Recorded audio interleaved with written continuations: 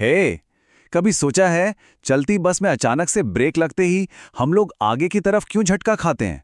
या एक rocket space में कैसे उड़ता है? हाँ, वेल, इन सब सवालों का जवाब सर आइजैक न्यूटन के बस 3 सिंपल से नियमों में छिपा है। तो आज चलिए इन्हीं नियमों को आसान भाषा में समझते हैं और देखते हैं कि ये फिजिक्स हमारी रोज की जिंदगी में काम कैसे करती है। तो चलिए सबसे पहले उस सवाल को पकड़ते हैं जिसे हम सबने एक्सपीरियंस किया है। चलती बस में जब एकदम से ब्रेक लगता है तो हम आगे की तरफ झटका क्यों खाते हैं? पता है इसके पीछे का राज क्या है? ये है न्यूटन का पहला नियम, जिसे हम जड़त्व का नियम या अहम लॉ ऑफ इनर्शिया भी कहते हैं। पता है, इसका एक बड़ा मजेदार सा नाम है आलस का कानून। हाँ, लेकिन ये वो वाला आलस नहीं है जो सुबह बिस्तर से उठने नहीं देता। तो फिर ये जड़त्व है क्या चीज? बिल्कुल आसान भाषा में समझो। ये किसी भी चीज की, किसी भी ऑब्जेक्ट की वो आदत है, या कह लो जिद है, कि वो जैसा है वैसा ही रहना चाहता है।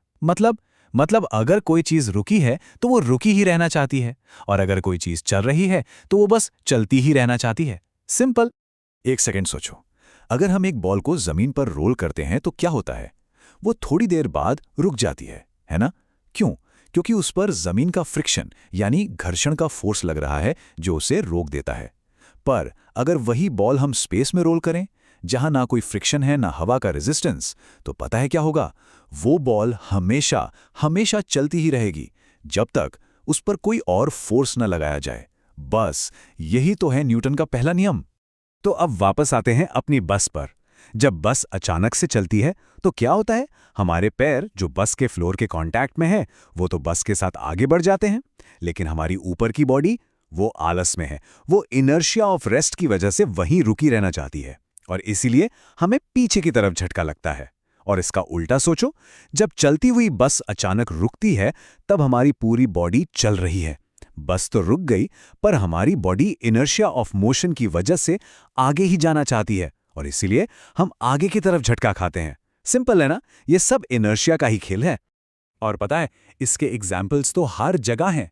वो मैजिक ट्रिक देखिए जिसमें ग्लास के ऊपर रखे कार्ड को फ्लिक करते हैं और कॉइन सीधा ग्लास में गिर जाता है।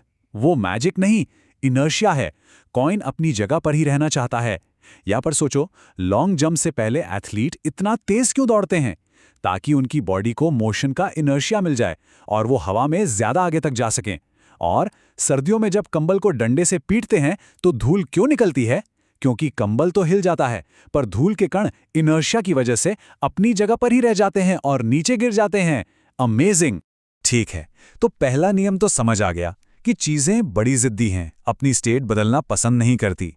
लेकिन अगर हमें उनकी स्टेट बदलनी हो तो, मतलब किसी रुकी हुई चीज को चलाना हो या चलती हुई चीज को रोकना हो, तो हमें फोर्स लगाना पड़ेगा, राइट? पर कितना फोर्स?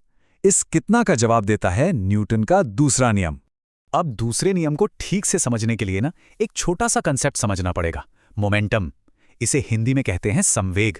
मोमेंटम का सीधा सा मतलब है मोशन की क्वांटिटी, मतलब किसी चीज में कितना मोशन है। जरा सोचो, एक साइकिल और एक ट्रक दोनों सेम स्पीड से चल रहे हैं। किसे रोकना आसान होगा? ऑफ कोर्स साइकिल को।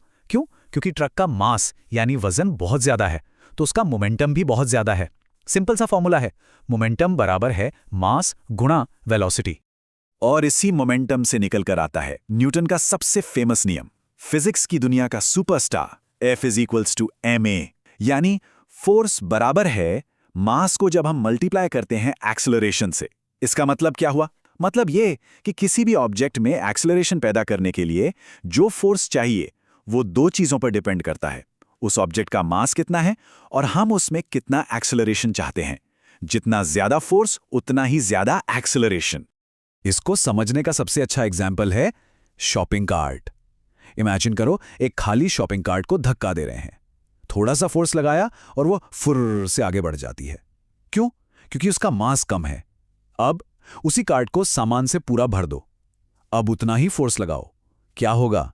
वो धीरे धीरे आगे बढ़ेगी, है ना? यहां F = ma बिल्कुल साफ दिख रहा है। फोर्स सेम है, पर मास बढ़ गया तो एक्सेलरेशन कम हो गया। सिंपल।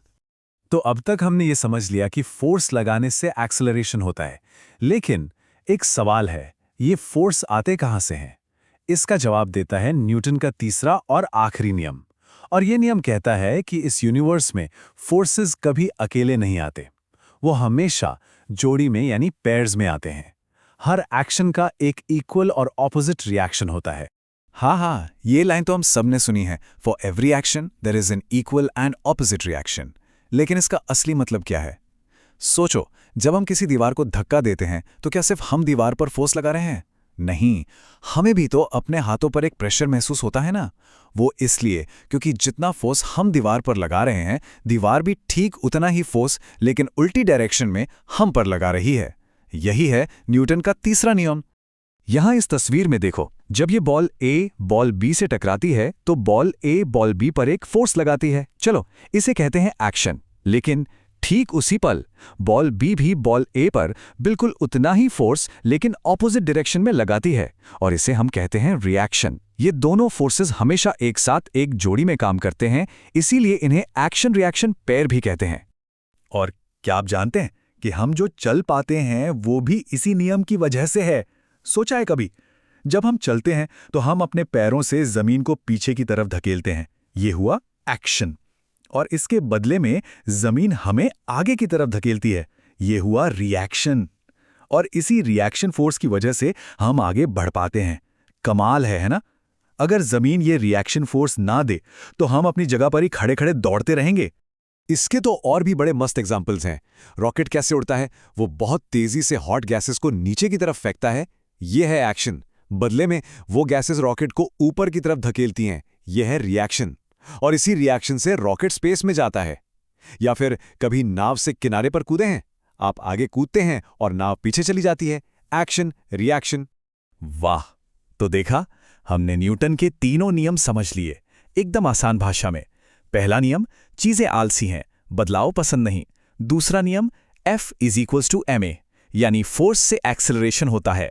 और तीसरा नियम, फोर्सेस हमेशा जोड़ी में आते हैं, एक्शन और रिएक्शन। चलिए अब एक सुपर क्विक 1 मिनट रिकैप करते हैं। तो देख लेते हैं। पहला नियम, इसका मूल मंत्र है आलस का कानून यानी इनर्शिया। एग्जाम्पल, बस में लगने वाला झटका। दूसरा नियम, इसका मंत्र है फोर्स का फॉर्मूला F = ma। एग्जाम्पल, भारी कार्ट को ढकेलना।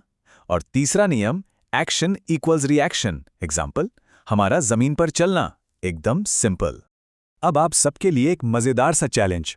जरा सोचिए और बताइए कि एक रॉकेट जब स्पेस में उड़ता है तो उस पर न्यूटन के कौन कौन से नियम काम करते हैं। एक छोटा सा हिंट है, इसमें एक से ज्यादा नियम काम कर रहे हैं। अपने जवाब नीचे कमेंट्स में जरूर लिखिए, मैं देखूंगा कि कौन सही जवाब देता है। तो चलिए अगली बार मिलेंगे एक और ऐसे ही इंटरेस्टिंग टॉपिक के साथ।